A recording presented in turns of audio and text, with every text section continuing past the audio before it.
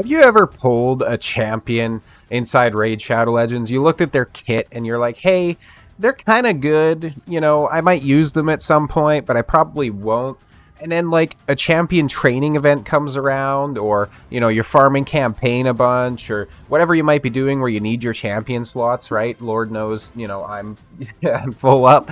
And so you're like, oh, you know what? I'll just put them into the vault, and then I'll go and build them later. Well, yeah, me too. I've done that a lot, especially in my reserve vault.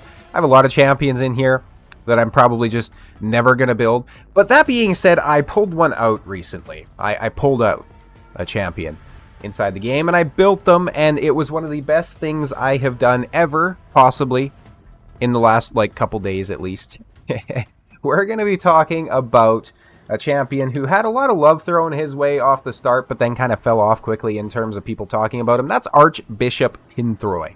Now, as you can see, I have him built out. I have him 6-star, but I don't even have him fully leveled, right? So that being said, obviously I don't have full masteries with him, but I'm going to be doing a semi-showcase, just, hey, look at this champion. He's going to be useful for you. Why is he so useful? Where can you use him right now? Let's look at that first. He's in the Cursed City, right? Beating Amius. This was the exact team that I used. Pinthroy really allowed me to get through this easily by putting up something in his kit, which we'll talk about here in a moment, right, that made it a walk in the park, essentially. So Pinthroy has an A1 where he transfers one random debuff from this champion to the target, which is just an insane A1. So if he has a decreased defense, which he won't, we'll talk about that later. If he has like a, you know, say like a weaken, or if he has like a decreased speed, or those sorts of things, boom, they now go on to the enemy, which is insane. Also has a 75% chance of stealing one random buff from the target. Very, very, very solid A1. A2 places an increased accuracy on all allies for 2 turns, which is already a strong start. Then attacks all enemies. Places 100% heal reduction debuff on all enemies for 2 turns. Also, 100% chance of placing a block buffs debuff on all enemies for 2 turns. Furthermore, champions from the Demon Spawn, Undead Horde, and Knights Remnant factions cannot resist these debuffs. This is insane, right? He has very good ratings basically everywhere. Those 2 skills alone already make him very strong, but he also has an A3 where he heals everybody by 30% of their max HP, then places the big version of an increased defense on them.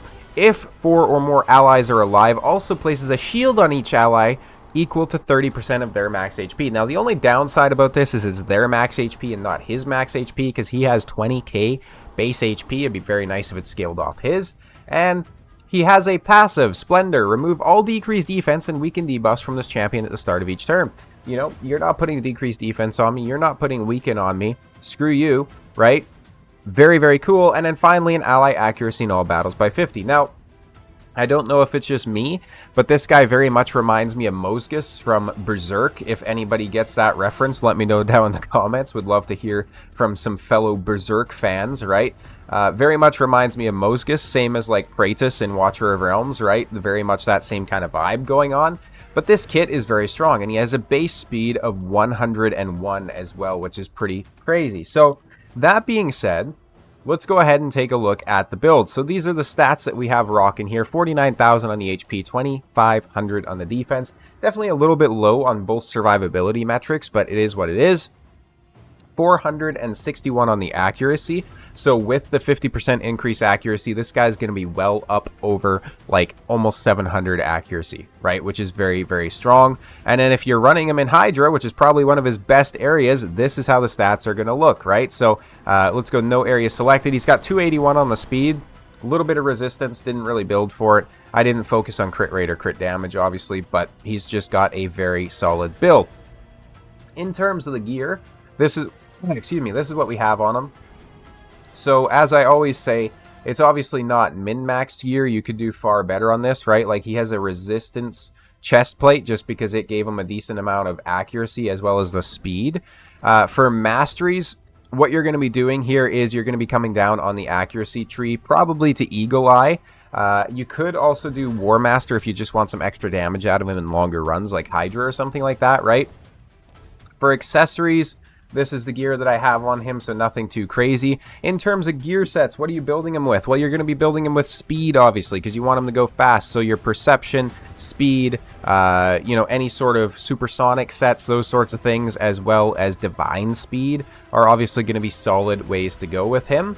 Second to that is going to be maybe a little bit of damage, because he does have an AoE smack. He has an A1 that can also hit decently hard for a support champion, so he can definitely put out a little bit of damage as well. I wouldn't necessarily build him inside like Savage or something like that, but crit capping him certainly wouldn't be the worst idea in the world. I managed to completely avoid crit rate on my build, which is pretty impressive all things considered, and he does actually have lore, so if you're curious about that, you can come through and look at the lore as well. For a relic, I don't have anything on him currently, and of the relics I have, I probably wouldn't recommend any of them.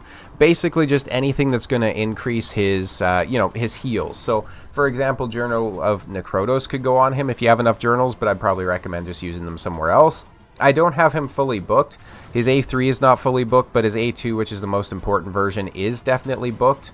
And then for masteries, I kind of mentioned where you'd want to go with that. Obviously, Retribution and Deterrence. So these here, Retribution as well as Deterrence, are very solid masteries for him as well with how powerful his A1 is. For a Blessing, considering he does an AoE, Cruelty would be very, very strong for him, even if you just have a 1-star Awakening, right? Cruelty would be a very good way to run him. If you're mainly just using him inside PvE, then Phantom Touch would also be very strong. Any number of things really could be run on him, right? He's one of those champions that can kind of be useful anywhere. And again, like I say, he allowed me to get through Cursed City, and in this case it was because he was able to place the heal reduction on Amius so that when he switched back over to his Form 1, he wasn't just, healing for like a third of his HP bar, which got incredibly annoying. So he's super, super strong for that. I'm going to go ahead and go into like Dragon 20 here. We're not really doing a DPS test on him. I just want to show you the animations essentially, because he does look pretty cool, right? So we'll go ahead and do a search for him here as well. I think one of the best things Raid did in a long time is adding the search parameters to the game, and I wish they'd add us more gear filter parameters, but it is what it is. So we have his A3 here, where he gets the heal, places the shield on everybody, all that sort of good stuff. Boom. You can see now we have the shield out there on everyone, right? It's going to just increase our survivability tenfold. And then we have his A2 as well, which is going to be the AoE smack. As you can see, block buffs, heal reduction. Right, the heal reduction is not the most useful, obviously, for somewhere like Hydra, but having an AoE block buffs champion like this can be, so crucial for just making sure that they don't steal buffs from you, making sure, obviously, that the poison cloud doesn't go out, and obviously making it so you can't really beat them there. I'll just let this run through, just to make sure I don't waste my energy and whatnot. That being said, like, he's such an underrated champion even in today's meta, in my opinion. Having a block buffs on the Chimera even is definitely not the worst idea in the world, right? So if you're really just struggling to progress through Chimera, he could potentially slot in. I wouldn't necessarily think he would go inside, for example, like, Arena.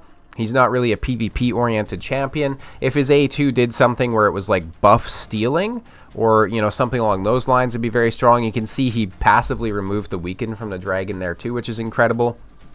He is probably going to be very useful, though, for obviously the hard faction wars once that comes out, because some of the requirements for that are going to say, hey, you need to place provokes, all right? So running him inside a provoke set with his AoE A2 is going to be very strong. We're probably going to have heal reductions that are going to be needed for certain stages. We might have block buffs that are going to be needed. Block buffs is very solid anyways, just for getting around some of the annoying champions that you're going to have to face, right? So, for example, like an Arbaeus or something like that, he could very easily help to counter. That being said, I hope this was a helpful kind of like little guide, mini showcase on Archbishop Binthroy. He is such a very, very good champion that I think more people should be building him and, using him, especially in this rotation of Cintranos, right? Because I just made a video before this talking about how important Cintranos is. So any sort of a champion that can help you farm that is always worth it. That being said, Discord is, as always, in the description down below. Make sure you hop in there. We're consistently growing. We got some Raid Shadow Legends chats and, all that sort of good stuff going.